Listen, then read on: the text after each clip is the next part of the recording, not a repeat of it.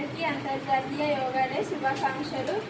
ఈరోజు మనకు ఒక ప్రత్యేకమైన రోజు, అదేంటంటే అంతర్జాతీయ యోగా దినోత్సవము. అంటే యోగా డే విశాఖ సహా రాష్ట్రంలోనూ దేశంలోనూ ప్రపంచవ్యాప్తంగా ఈ యోగా డేను ఘనంగా జరుపుకుంటున్నారు. అన్ని ప్రాంతాలలోనూ అందరూ ఎత్తుగా పాల్గొంటున్నారు. ఈ యోగా డే అంటే ఏంటి, దీనివల్ల మనకు ఉపయోగాలు ఏంటి అనేది ఇప్పుడు మీకు చెప్పబోతున్నాను. ఫస్ట్, మెడ నొప్పి, వెన్ను నొప్పి, మోకాళ్ళ నొప్పులు తగ్గిస్తాయి, ఒత్తిడిని తగ్గిస్తుంది, ఏకాగ్రత పెరిగి జ్ఞానశక్తి పెరుగుతుంది. మనం ఉదయాన్నే లేవగానే డ్రిల్ చేయాలి, అప్పుడే మనం యాక్టివ్గా ఉండగలుగుతాము, శక్తిగా ఉండగలుగుతాము. ఎక్కువ నీళ్ళు తీసుకోవాలి ఉదయం లేవగానే. నిద్రపోవడానికి కూడా సహాయపడుతుంది. 10-12 దాకా తెలివి ఉండకూడదు. 9 గంటలలోపు పడుకుండిపోవాలి. 4 o'clockకి లేచి మళ్ళీ యోగా చేసుకుంటే మన మైండ్ ఫ్రెష్గా ఉంటుంది. అప్పుడే మనకి ఏదైనా చదువుకోవాలంటే బుర్రకెక్కుతుంది.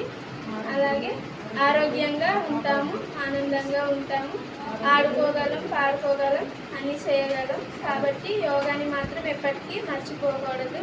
యోగా ఎప్పుడు చేస్తూనే ఉండాలి, బద్ధకంగా చేయకూడదు, ఇంట్రెస్ట్గా చేయాలి.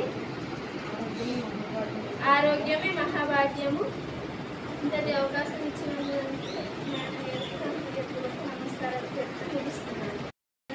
మేడం గారికి నా హృదయపూర్వక నమస్కారాలు. అలాగే మీ అందరికీ అంతర్జాతీయ యోగా డే శుభాకాంక్షలు. ఈరోజు మనకు ఒక ప్రత్యేకమైన రోజు, అదేంటంటే అంతర్జాతీయ యోగా దినోత్సవము.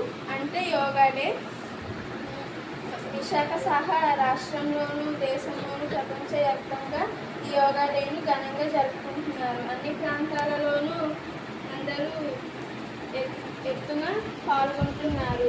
ఈ యోగా డే అంటే ఏంటి, దీనివల్ల మనకు ఉపయోగాలు ఏంటి అనేది ఇప్పుడు మీకు చెప్పబోతున్నాను. ఫస్ట్, మెడ నొప్పి, వెన్ను నొప్పి, మోకాళ్ళ నొప్పులు తగ్గిస్తాయి, ఒత్తిడిని తగ్గిస్తుంది, ఏకాగ్రత పెరిగి జ్ఞానశక్తి పెరుగుతుంది. మనం ఉదయాన్నే లేవగానే డ్రిల్ చేయాలి, అప్పుడే మనం యాక్టివ్గా ఉండగలుగుతాము, శక్తిగా ఉండగలుగుతాము. ఎక్కువ నీళ్ళు తీసుకోవాలి ఉదయం లేవగానే. నిద్రపోవడానికి కూడా సహాయపడుతుంది. 10-12 దాకా తెలివి ఉండకూడదు. 9 గంటలలోపు పడుకుండిపోవాలి.